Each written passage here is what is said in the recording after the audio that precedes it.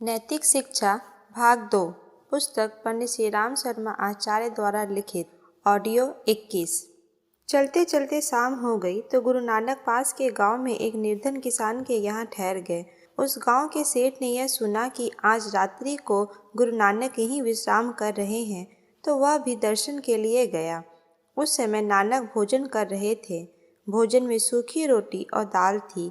ऐसा रूखा सूखा भोजन करते नानक को देखा तो उस सेठ को बड़ा बुरा लगा। उसने कहा, आप ऐसा भोजन क्यों कर रहे हैं? इस गांव में तो जो भी कोई संत महात्मा आता है वह मेरे यहाँ ही ठहरता है। नानक ने बड़ी शांति से उत्तर दिया, महोदय, मैं तो श्रम की कमाई का अमृत खा रहा हूँ। निर्धन व्यक्तियों के शोषण से बने पकवान मुझे पसंद नहीं। सार्वजनिक संस्थाओं में स्वार्थपरता और नेतागिरी लूटने के लिए जिन दुरात्माओं ने अड्डा जमा लिया है उन्हें दूध में से मक्खी की तरह निकाल कर फेंक दिया जाए। धर्म और अध्यात्म का लबादा ओढ़कर जो रंगे सियार अपना उल्लू सीधा कर रहे हैं उनकी असलियत चौराहे पर नंगी खड़ी कर दी जाए ताकि लोग उन्हें भरपूर धिक्कारें। भोले लोगों को उनके हाथों से लूटने से बचाना एक ऊंची और श्रेष्ठ सेवा होती है।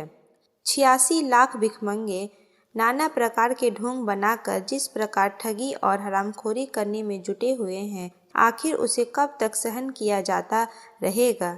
स्वच्छ शासन प्रदान करने के लिए राजनीतिक नेताओं, विधायकों, शासकों और अफसरों को यह सोचने के लिए बाध्य किया जाएगा कि वे अपने निजी लाभ के लिए, लोक मंगल के लिए ही शासन तंत्र का उपयोग करें। सन 1885 पूना के न्यू इंग्लिश हाई स्कूल में समारोह के समय मुख्य द्वार पर एक स्वयंसेवक को इसलिए नियुक्त किया गया कि वह आने वाले अतिथियों को निमंत्रण पत्र देखकर सभा स्थल पर यथास्थान बिठा सके। उस समारोह के मुख्य अतिथि थे चीफ जस्टिस महादेव गोविंद रानाडे। जैसे ही वह विद्यालय के फाटक पर पहुंचे वैसे ही स्वयंसेवक ने अंदर जाने से रोक दिया और निमंत्रण पत्र की मांग की। बेटे, मेरे पास तो कोई निमंत्रण पत्र है नहीं, रानाडे ने कहा। तब आप अंदर प्रवेश ना कर सकेंगे। स्वयंसेवक ने आपत्ति की। द्वार पर रानाडे को रुका देखकर स्वागत समिति के कई सदस्य आ गए और उन्हें अंदर मंच की ओर ले जाने का प्रयास करने लगे, पर स्वयंसेवक ने आगे बढ़कर कहा, श्रीमान जी, मेरे कार्य में यदि स्वागत समिति के सदस्य ही रोड़ा अटकाएंगे तो फिर मैं अपना कर्तव्य कैसे निभा सकूंगा? भेदभाव की नीति मुझसे नहीं बरती जाएगी। उस स्वयंसेवक की कर्तव्य निष्ठा, साहस और निर्भीकता से रानाडे बहुत ही प्रभावित हुए। यही छात्र आगे चलकर गोपाल कृष्ण गोखले हुआ। प्रश्न 1, अच्छाई हो अथवा बुराई हो, किस कारण अधिक बढ़ती है? 2, अन्याय और पुण्य दोनों ही किस प्रकार मानवीय प्रगति में बाधक है? तीसरा, यह ठीक है कि हमें किसी को ठगना नहीं चाहिए, पर क्या यह ठीक है कि हम किसी के द्वारा ठगे जाएं? चौथा, यह ठीक है कि हमें हर किसी पर विश्वास करना चाहिए, नहीं तो क्यों? 5, इस समय देवत्व से असुरता का, सज्जनता से दुर्जनता का पलड़ा क्यों भारी है? 6, मित्रों के रूप में शत्रुता करना इस युग का नया फैशन है, किस तरह? सिद्ध कीजिए। 7, हमारी किन दुर्बलताओं के कारण अनीति करने वाले हमें ठग जाते हैं? 8, अनीति से, ठगी से बचने के लिए हमें क्या क्या सावधानियां बरतनी चाहिए? 9, क्या अनीति का प्रतिरोध करने से जो हानि होती है उसके डर से हमें अनीति का प्रतिरोध नहीं करना चाहिए? 10, गीता के रहस्यवाद से क्या समझते हो? मानव के आंतरिक शत्रु कौन कौन से हैं? 11, वर्तमान समाज की प्रगति में कौन सी कुरीतियाँ आगे आ रही हैं? 12, इस युग में बहादुर किसे माना जाएगा? 13, आगामी युग में कैसे परिवारों की स्थापना करनी होगी? 14, अवांछनीय तत्वों का उग्र प्रतिरोध कैसे किया जाएगा? 15, ठगी एवं हरामखोरी को बंद करने के लिए कौन से कदम उठाए जाएं? 16, संघर्ष की बहुमुखी प्रचंड प्रक्रिया से आप क्या समझते हैं? वोटरों की सतर्कता। प्रजातंत्र का मतलब है जनता का शासन। इस प्रणाली में हर नागरिक को अपने ऊपर, अपने राष्ट्र के ऊपर शासन करने का अधिकार प्राप्त होता है। इस शासन पद्धति में प्रतिनिधियों की नियुक्ति निर्वाचन प्रणाली के अंतर्गत की जाती है और यह चुने हुए लोग ही शासन तंत्र का संचालन करते हैं। इस प्रकार निर्वाचित लोग ही प्रजा की आकांक्षाओं, आवश्यकताओं एवं हितों के संरक्षक होते हैं। यदि वह निर्वाचन प्रणाली सही हो और प्रजा जनों को अपनी प्रतिनिधि चुनते वक्त यह ध्यान हो कि यह कोई खिलवाड़ नहीं वरन राष्ट्र का शासन करने के लिए किसी सुयोग्य व्यक्ति की नियुक्ति करने का ऐसा परम पवित्र कर्तव्य पूरा किया जा रहा है जिसके परिणाम दूरगामी होंगे, तो निसंदेह प्रजातंत्र सर्वोत्तम शासन पद्धति सिद्ध हो सकती है। एक बार वन्य पशुओं ने प्रजातंत्र की स्थापना की, चुनावों की घोषणा की। बाकायदा सिंह दल, श्वान दल, श्रृंगार दल चुनाव दंगल में उतरे और अपने अपने पक्ष में प्रचार करने लगे। श्वान दल सबसे बातूनी चालक थे, सो उन्होंने जनता को खूब ठगा। पार्लियामेंट में उन्हीं का बहुमत हो गया। अब क्या था, जो भी बिल रखा जाता कुत्ते भूख भूख कर अपने पक्ष का तो समर्थन करते और दूसरे हर पक्ष का विरोध। सारे राज्य में उन्हीं की तूती बोलने लगी। पर अब क्या हो सकता था, सत्ता उनके हाथ में आ गई थी। अन्य जीव बिना विचारे कुत्तों के समर्थन पर घोर पश्चाताप करते रहे। हमारे देश में प्रजातंत्र की शासन प्रणाली है। वहाँ हर वयस्क को मतदान करने, अपने प्रतिनिधि चुनकर उन्हें शासन सौंपने का अधिकार है। ऐसी दशा में यह सब कुछ प्रजा के हित में होना ही चाहिए था। पर बारीकी से देखने पर अपने शासकों और उनकी कार्य पद्धति में भारी दोष मालूम पड़ते हैं। इन दोषों को आए दिन समाचार पत्रों में भंडाफोड़ होता रहता है और हम में से प्रत्येक व्यक्ति यह अनुभव भी करता है कि अपने शासन में उतनी कुशलता, ईमानदारी, दूरदर्शिता और कर्तव्यपरायणता नहीं है जैसे कि होनी चाहिए। इसका मूल कारण क्या है? इसका पता लगाने के लिए हमें अधिक गहराई तक प्रवेश करना होगा। पता चलेगा कि भूल जिस मर्म स्थान में होती है उसे सुधारे बिना कुशासन की बुराई दूर ना हो सकेगी। प्रथम भूल वहां से आरंभ होती है जहां मतदाता प्रतिनिधि चुनकर शासन तंत्र उसके हाथ में सौंपते समय मतदान में प्रमाद बरतता है। वोट देना हल्का बचकाना या छिछोरा काम नहीं है कि किसी के पक्ष में भी उसे डाल या फेंक दिया जाए। यह राष्ट्रीय कर्तव्य की परम पवित्र थाती केवल उन्हें सौंपी जानी चाहिए जो व्यक्तिगत चरित्र निष्ठा की कसौटी पर असंदिग्ध रूप से कस लिया जाए और जिनकी निष्ठा इस बात के लिए प्रमाणिक सिद्ध हो चुकी है कि अपने व्यक्तिगत स्वार्थ के लिए लोक हित को रत्ती भर भी आँच न आने देंगे। पंच को परमेश्वर कहा गया है। चुना हुआ पंच प्रतिनिधि ही होता है। उसकी चरित्र निष्ठा, देशभक्ति, सेवा बुद्धि एवं अब तक की जीवन पद्धति हर दृष्टि से हर कसौटी पर कसी हुई और खरी सिद्ध हुई होनी चाहिए। इससे कम व्यक्ति का यदि प्रतिनिधि बनने के लिए खड़ा होता है तो राष्ट्र हित में वह एक अभिशाप ही सिद्ध होगा और किसी भी ऐसे अयोग्य को वोट देना मतदाता का राष्ट्रीय सुव्यवस्था के साथ विश्वासघात ही माना जाएगा। कन्फ्यूशियस अपने शिष्यों के साथ जा रहे थे। जंगल में एक कुटिया में बैठी एक स्त्री रो रही थी।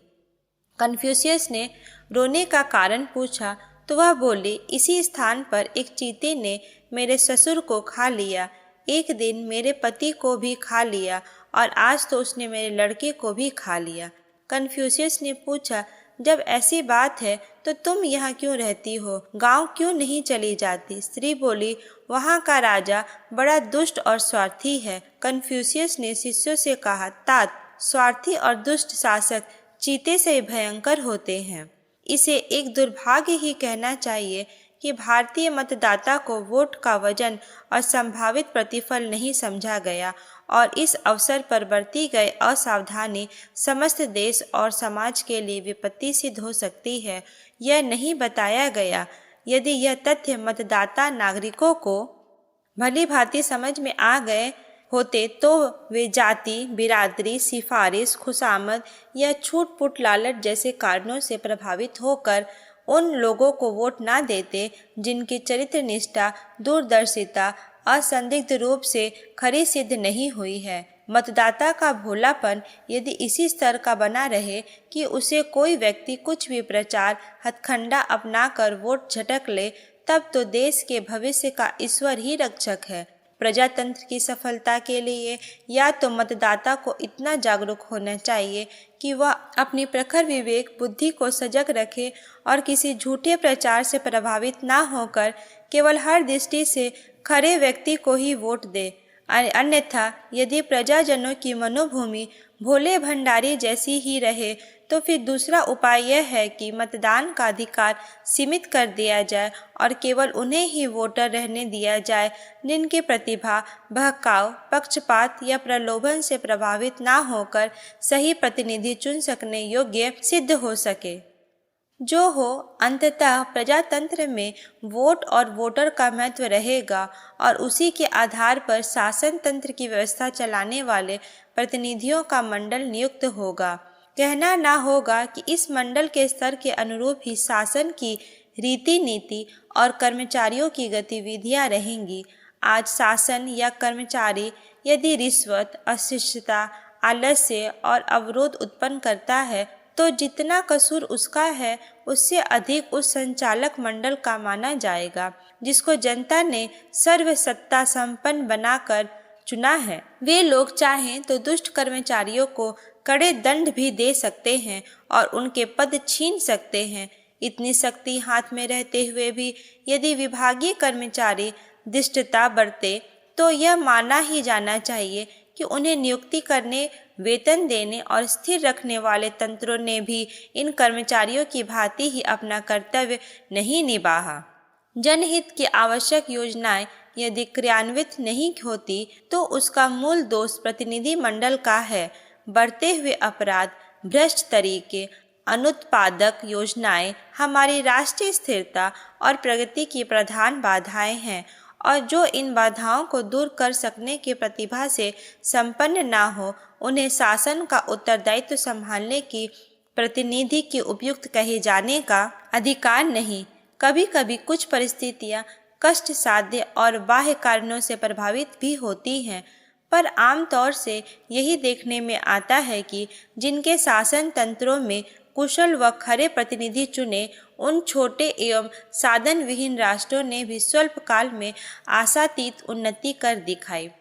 प्राचीन काल की बात है, एक गांव पंचायत ने न्याय व्यवस्था के लिए एक न्यायपालिका का चुनाव किया। 20 सदस्य चुने गए। जब भी कोई मामला आता सब अपनी डेढ़ खिचड़ी अलग पकाते। न्याय जमाना तो दूर, पंचायत का सारा सुरक्षित कोष भी खा गए। वे लोग गांव के बुजुर्गों ने तब परस्पर विचार किया कि 100 मूर्खों की अपेक्षा विचारशील 5 नेता अच्छे हैं। अगली बार ऐसा ही हुआ, जिससे सब काम व्यवस्थित चलने लगा। अपने देश में वोटरों को बहकाया जाना सरल है। वह हर चुनाव में मौका खोता है। जिन्हें अविश्वस्त समझता है वे ही चुनकर आ जाते हैं। चुनाव के हथकंडे भारतीय वोटरों की जागरूकता की तुलना में अक्सर बाजी मारते हैं। यदि ऐसा ना होता तो दल बदलने का धंधा करने वालों को नया चुनाव लड़ने बिना वैसे करने की छूट ना मिलती। जिन प्रतिनिधियों की काली करतूतें सामने आ चुकी हैं उन्हें दोबारा जनता के सामने मुख दिखाने की हिम्मत ना पड़ती। पर देखते हैं कि वे ही दूने उत्साह से चुनाव लड़ते और धड़ल्ले से जीतते हैं। इसे स्पष्टतः लोकमानस के स्तर की हार कहना चाहिए। परिस्थितियां ऐसी पैदा की जानी चाहिए कि चरित्रवान और दूरदर्शी व्यक्ति अपनी महत्ता के आधार पर चुने जा सके। उन्हें एक पैसा भी खर्च ना करना पड़े। जो चुनाव में पैसा पानी की तरह बहता है और ओछे हथकंडे अपनाकर जाति, बिरादरी, प्रलोभन, खुशामद आदि के आधार पर चुने जाने के षड्यंत्र बना रहा है, उसे निश्चित रूप से हराया जाना चाहिए। पार्टियां अपना गौरव खो चुकी हैं और व्यक्ति की उत्कृष्टता और दूरदर्शी देशभक्ति ही वोट पाने की योग्यता होनी चाहिए। यह तथ्य यदि वोटर समझ सके तो ही अनुशासन की आशा करनी चाहिए। आज की स्थिति जब तक ना बदलेगी भविष्य अंधकार में ही बना रहेगा। प्रश्न 1, प्रजातंत्र का क्या अर्थ है? इस प्रणाली में शासन तंत्र कैसे चलता है? 2. हमारे शासन में अपेक्षित कार्यकुशलता ना होने का क्या कारण है? 3. प्रतिनिधि कैसा चुना जाना चाहिए? 4. आजकल नागरिक मतदान करते समय किन बातों से प्रभावित होकर मतदान करते हैं, क्यों? 5.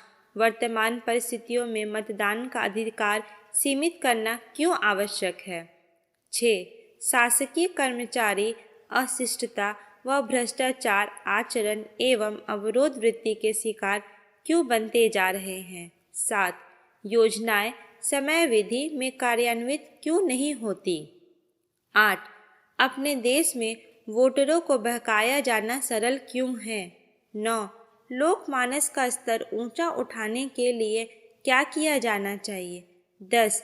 पार्टियां अपना गौरव क्यों खो चुकी हैं?